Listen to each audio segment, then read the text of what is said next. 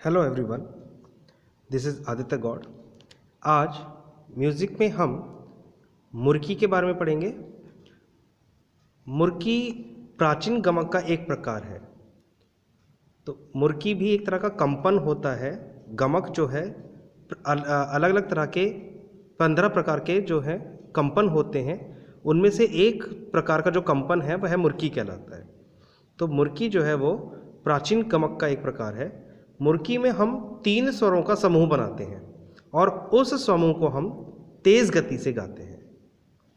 3 स्वरों को तेज गति में गाया जाता है मुर्की के अंदर, जैसे सा रे सा। और इसको हम लिख के कैसे दिखाते हैं? जो आपका जो मूल स्वर है, जैसे सा आपका मूल स्वर हो गया। अब सारे सा हमने 3 स्वर गाए, तो लास्ट वाले सा को हम मूल स्वर मानेंगे और उससे पहले लेफ्ट हैंड साइड में जिस तरह से हमने कर्ण स्वर को लिखा था, तो कर्ण में केवल एक स्वर लिखा गया था। मुर्की में हम पहले 2 स्वरों को ऊपर स्क्वायर की तरह लिखेंगे लेफ्ट हैंड साइड में। तो सा रे सा। तो जैसे 3 स्वरों को हमने ये 3 स्वरों का एक समूह बना लिया, सा रे सा। तो इसको हम तेज गति से अगर गाएंगे सा रे सा, तो ये मुर्की कहलाएगी। या रे नी सा, ये आपका दूसरा एक प्रकार हुआ, रे नी सा। तो जब हम संगीत में 3 स्वरों का समूह बनाकर उसको तीव्र गति से यानी कि तेज गति से अगर हम उसको गाते हैं तो वह मुर्की कहलाती है।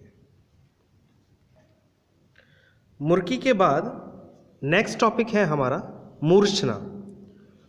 तो मूर्छना संस्कृत के मूर्छ धातु से उत्पन्न हुआ है। मूर्छना जो शब्द है वह संस्कृत के मूर्छ धातु से उत्पन्न हुआ है और मूर्छना का अर्थ होता है उभरना या चमकना।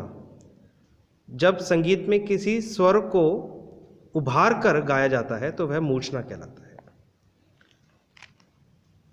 मूर्छना 7 स्वरों को क्रम अनुसार जब हम आरोह और अवरोह में गाते हैं तो वह मूर्छना कहलाता है। संगीत में जब हम 7 स्वरों को आरोह और अवरोह में गाते हैं, वह भी क्रम अनुसार अलग अलग, ऐसा नहीं है कि उसका जो सीक्वेंस है वो टूट जाएगा।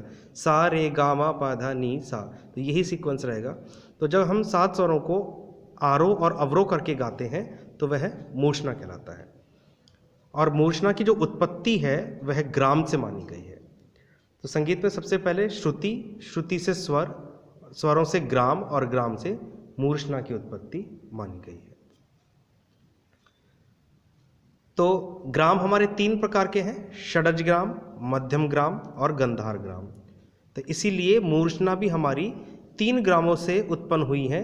षडज ग्राम की मूर्छनाएं, मध्यम ग्राम की मूर्छनाएं और गंधार ग्राम की मूर्छनाएं।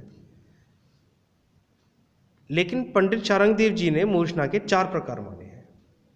पंडित चारंगदेव जी ने मूर्छना के 4 प्रकार माने हैं: शुद्धा, अंतर संहिता, काकली संहिता और अंतर काकली संहिता। तो मूर्छना जो है, जब हम 7 स्वरों का आरोह और अवरोह करते हैं, आरोह और अवरोह करके गाते हैं तो उसे मूर्छना कहते हैं। और मूर्छना में हम स्वरों को उभार कर प्रस्तुत करते हैं, यानी कि एक एक स्वर को हम क्लियरली गाते हुए या बजाते हुए दिखाते हैं। और मूर्छना ग्राम पर आश्रित हैं, तो इसलिए षडज ग्राम की अलग मूर्छनाएं हैं। 7 मूर्छनाएं हो गई षडज ग्राम की, मध्यम ग्राम की 7 मूर्छनाएं हो गई। और गंधार ग्राम की मूर्छनाएं, जब हम गंधार ग्राम विलुप्त जब हुआ था तो उसके साथ साथ उस की जो मूर्छनाएं थी उसके बारे में भी किसी भी किताब में या किसी भी संगीतकार के द्वारा कोई विवरण नहीं दिया गया है। तो मुख्यतः षडज और मध्यम ग्राम की मूर्छनाएं चलन में आती हैं। तो आज का टॉपिक यहीं फिनिश होता है। Thank you.